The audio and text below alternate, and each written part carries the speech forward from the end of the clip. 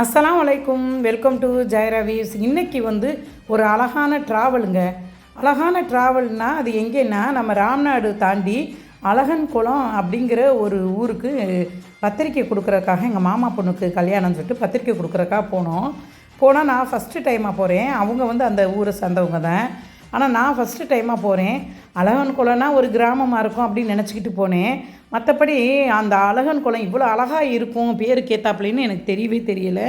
அந்த அழகன் குளம் உண்மையிலே பேருக்கு ஏத்தாப்புல இயற்கை வளம் கொண்ட அழகான அழகன் குளம் தாங்க. அப்படியே இயற்கை வளம் கொண்டு இருக்குது அந்த ஊர். அதை பார்க்கும்போது மனசுக்கு ரொம்ப திருப்தியாக இருந்துச்சு. ஒவ்வொரு வீடுமே இதை ஒரு குட்டி சிங்கப்பூர் அப்படின்னு சொல்லலாம். ஒவ்வொரு வீடுமே நல்ல பெரிய அகலமாக ஒரு வீடுக்கு இன்னொரு வீடுக்கும் அகலமான ஒரு இடமா விட்டு கட்டியிருக்காங்க.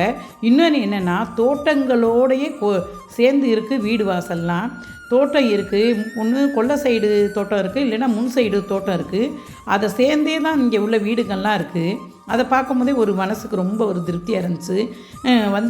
இந்த மரம் செடி தோட்டம் இதோடு இருக்கிற இந்த வீடுகளை பார்க்குறதுலாம் இப்போலாம் ரொம்ப அபூர்வமாக போயிடுச்சு. ஆமாம், வீடு கட்டி வாடகைக்கு விடுற அந்த மைண்ட் செட்டில் தான் நம்ம இருக்கோமே தவிர இப்படி இயற்கை வளம் சார்ந்த ஒரு வீடுகளில் இருக்குது உடம்புக்கு எவ்வளோ ஆரோக்கியம்னு யாருமே அறிய மாட்டேங்கிறோம். மரம் செடி கொடிகள் நம்ம வீட்டில் இருக்கும் போது அந்த இயற்கையோடைய காற்று நமக்கு வரும். அழகான பூக்கள் அழகாக இருக்குது. அழகான வாழ்க்கை முறையிலையும் இருக்காங்க. அதே மாதிரி அழகான குணத்துலையும் இருக்காங்க. அன்பான குணத்தில் இருக்காங்க. இன்னும் அன்பு எல்லா இடத்துலையும் பரவி கிடக்கு அப்படிங்கிறதுக்கு இந்த ஊர் எடுத்துக்காட்டாக இருந்துச்சு. அதை கடந்து கடற்கரைக்கு போனோம். அங்கே உள்ள கடற்கரை ஊருக்குள்ளேயே இருக்க அந்த கடல் பக்கத்துலேயே லைட் ஹவுஸு நல்ல ரெஸ்ட் எடுக்கிறதுக்கு ரெஸ்ட் ஹவுஸ் கட்டி வச்சுருக்காங்க. இது எப்படின்னா வெளிநாட்டில் உள்ளவங்க அங்கே கடலில் குளிச்சுட்டு அங்கே சமைச்சு சாப்பிட்டுட்டு அங்கேயே ரெஸ்ட் எடுக்கிற மாதிரிலாம் அங்கே பங்களா பெரிய பெரிய பங்களா கட்டி வச்சுருக்காங்க. அதை பார்க்கும் போதே மனசுக்கு ரொம்ப ஒரு சந்தோஷமாக இருந்துச்சு. மலேசியாவிலேருந்து வர்றவங்க எல்லாருமே இங்கே ஸ்டே பண்ணி என்ஜாய் பண்ணுவாங்களாம். அது உண்மையிலே அந்த இடம் என்ஜாய் பண்ணுற மாதிரி தான் இருந்துச்சு. அந்த கடற்கரை காற்றும் அந்த தென்னை மரங்கள் அப்படியே அந்த குலுங்குற அந்த காட்சியுமே மனசுக்கு ரொம்ப ஒரு சந்தோஷமாக இருந்துச்சு. இயற்கையோடு அந்த இடம் அந்த கடற்கரை ரொம்ப ஒரு ரசிக்கக்கூடிய ஒரு இடமாகவும் மனசு அப்படியே ரிலாக்ஸாக இருக்கிற மாதிரி இருந்துச்சு. உண்மையிலேயே ஒவ்வொரு ஊர்களுக்குள்ளே போய் பார்த்தா தான் அவ்வளோ ஒரு அழகாக அந்த கடற்கரை காற்றும் அந்த சிறு சிலுன்னு அந்த இயற்கையோடைய காற்றும் உண்மையிலேயே எங்களை அவ்வளோ பிரமிக்க வச்சுச்சு. அந்த இடத்த விட்டு வர்றதுக்கு மனசே இல்லாமல் நின்றோம். அந்த அளவுக்கு ரசித்து நிற்கிற மாதிரி ஒரு இடம். கடல் அழகான அலையாக அந்த அழகே ஒரு தனி அழகு தான். கடல்னாவே அழகு தாங்க. அதில் அந்த அமைதியான அலையாக இருந்துச்சு. ஒரு ரொம்ப வேகமான அலையாக இல்லாமல் அமைதியான அலையாக வந்தாலும் அந்த காற்றோடு அப்படி நிற்க போகும்போது உண்மையிலே செம்மையாக இருந்துச்சு. சூப்பராக இருந்துச்சு. அந்த அனுபவம் மறக்க முடியாது வாழ்க்கையில். அந்த நாரைகள் கூட்டமாக நின்று அந்த கரை ஓரத்தில் நின்று அந்த அழகும் பெரிய ஒரு அழகு. ஆமாம், அது அப்படியே எங்களை பார்த்தோன்னே அது பறந்து ஓடி போச்சு. அந்த நாரைகள் பூரா பயந்துக்கிட்டு.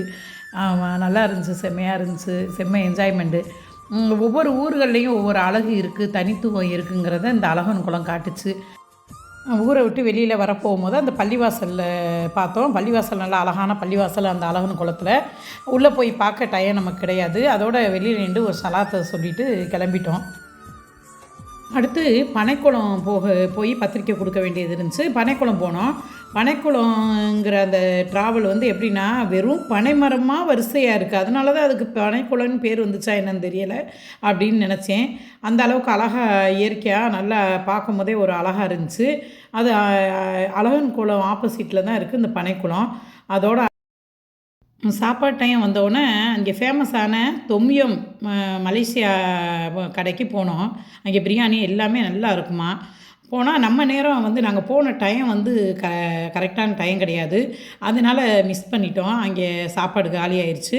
அப்புறம் நாசிகண்டா மலேசியான்னு சொல்லி அந்த கடை பக்கத்துலேயே இருக்குது. அங்கே போனோம். அங்கேயும் நல்ல சிறப்பான சாப்பாடு இருந்துச்சு. பிரியாணி செம்மையாக வச்சுருந்தாங்க. தேங்காய் சோறு எல்லாமே நம்ம ஊர் சைடு மாதிரி நல்லா பண்ணியிருந்தாங்க. நம்ம வீட்டில் சமைச்ச மாதிரியே செம்மையாக இருந்துச்சு. அங்கே சாப்பிட்டு வந்தோம். இந்த 2 கடையுமே இந்த தொம்யம் மலேசியாவும் இந்த நாசிகண்டாவும் அந்த ஏரியாவிலே ரொம்ப ஃபேமஸான கடையாக. ஆமாம், அது நல்ல சிறப்பான முறையில் வச்சு நடத்துகிறாங்க. அதை பார்க்கும்போது ரொம்ப மனசுக்கு ரொம்ப ரொம்ப சந்தோஷமாக தான் இருந்துச்சு. பரவாயில்ல, எப்படின்னா ட்ராவலில் வர்ற மனிதர்களுக்கு அழகான 2 கடையை வச்சு சாப்பாடு கொடுக்குறது உண்மையிலே சிறப்பு. ஆமாம். அதை முடிச்சுட்டு பிரப்பன வலசைன்னு ஒரு ஊருக்கு போனோம். அதுவுமே இந்த மாதிரி இயற்கையான ஒரு தோற்றத்தோடு இருந்துச்சு. ரொம்ப அழகாக இருந்துச்சு, செம்மையாக இருந்துச்சு. அது கொஞ்சம் இரவு நேரம்னால நான் வெளி தோற்றத்தை எதுவும் எடுக்க முடியாத ஒரு சூழ்நிலை. அங்கே ஒரு அழகான பள்ளிவாசலை மட்டும் எடுத்துகிட்டு வர வேண்டிய ஒரு சூழ்நிலை ஆகிப்போச்சு. அங்கே பள்ளிவாசலே வந்து நல்ல வெளிநாட்டில் உள்ள பள்ளிவாசல் மாதிரி அந்த பிரப்பன வலசையில் கட்டியிருந்தாங்க. அது ரொம்ப ஒரு மனசுக்கு சந்தோஷமாக இருந்துச்சு. இன்ஷா அல்லாஹ் அடுத்து போகும்போது அந்த ஊரை எடுப்போம்.